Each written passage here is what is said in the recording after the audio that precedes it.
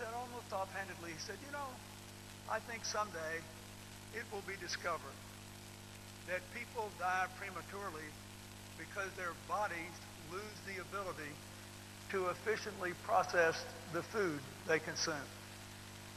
3 or 4 years ago, there was a major article in a medical journal stating that after 20 years of research, the researchers had concluded that after 60, the only way you can really increase your life expectancy if you don't smoke is to dramatically cut your caloric intake because the body cannot process all the food.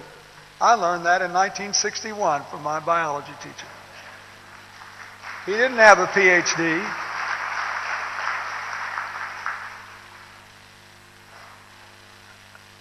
"55 years ago, I learned perhaps the most important lesson I ever learned in a classroom, and maybe the one that contributed most to the life I have been fortunate enough to enjoy. From my science teacher, Vernon Doki, who, to be charitable, was not a handsome man. He wore big Coke bottle, thick glasses. He was pretty heavy, and his clothes were always a little tight. And before people knew how dangerous it was, he smoked cheap cigars in a plastic cigar holder that pinched his mouth up. He had a beautiful wife who was our algebra teacher and geometry teacher. And he used to say he was the luckiest man on earth. No one could figure out why she married him.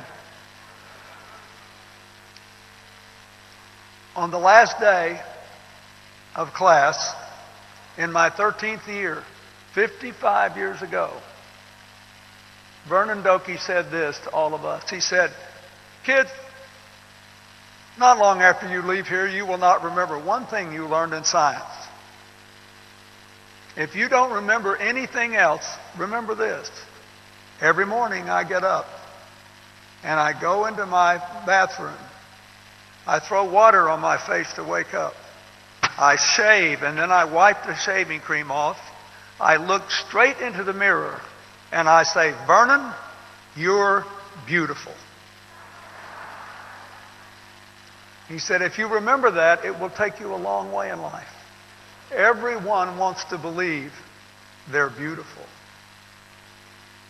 And here we are after all this time. These people are beautiful, and we should honor them all over the world. Thank you, and God bless you. Please welcome to the stage His Highness Sheikh Mohammed bin Rashid Al Maktoum, Vice President and Prime Minister of the UAE and ruler of Dubai, escorted to the stage by Sunny Varkey, founder of the Varkey Foundation, to announce our winner.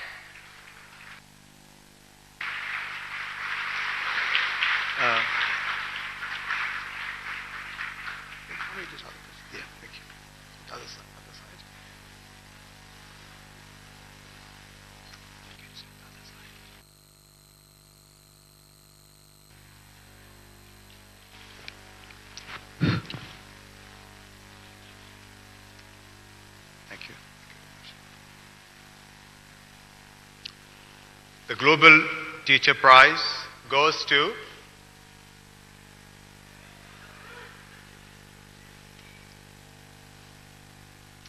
Nancy Atwell.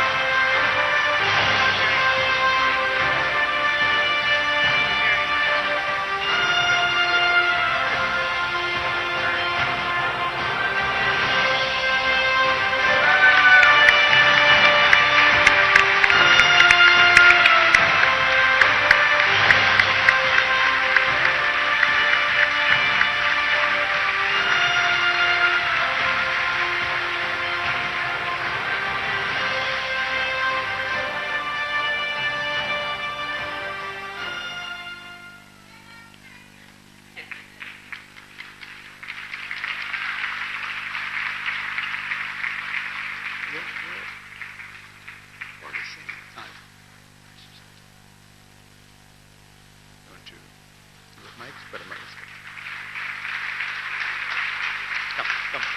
Take a photo.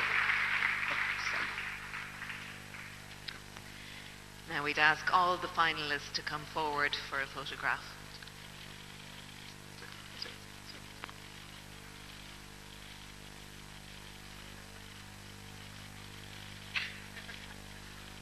It's a pleasure.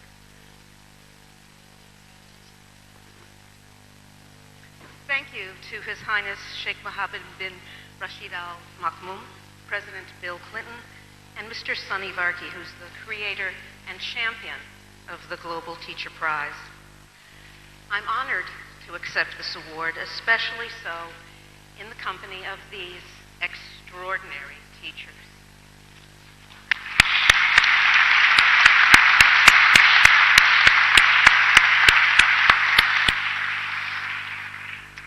Yesterday afternoon, we all met for the first time, although we memorized one another's videos.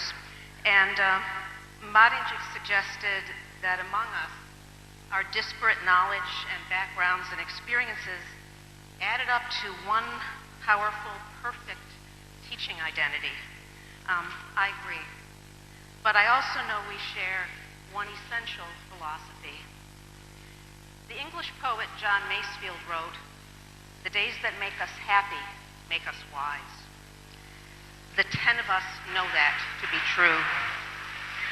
We invite our students to engage in worthwhile schoolwork, and we ease the way however we can. This instruction isn't indulgent or soft.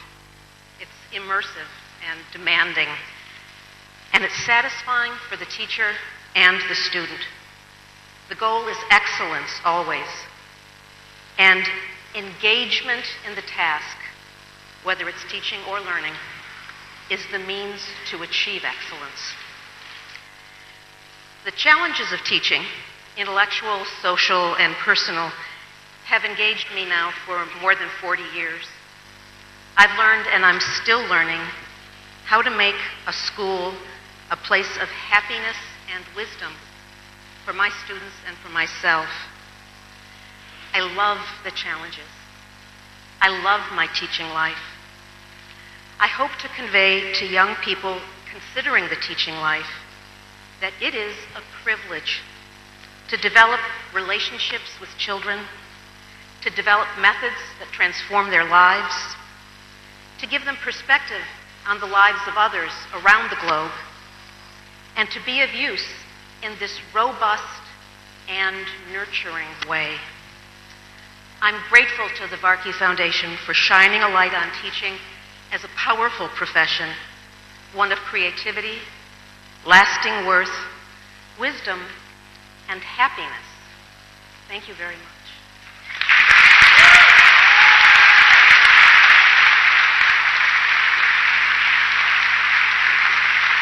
We would like to thank His Highness President Clinton and President Kagame. Ladies and gentlemen, please remain seated until our distinguished guests have left the venue.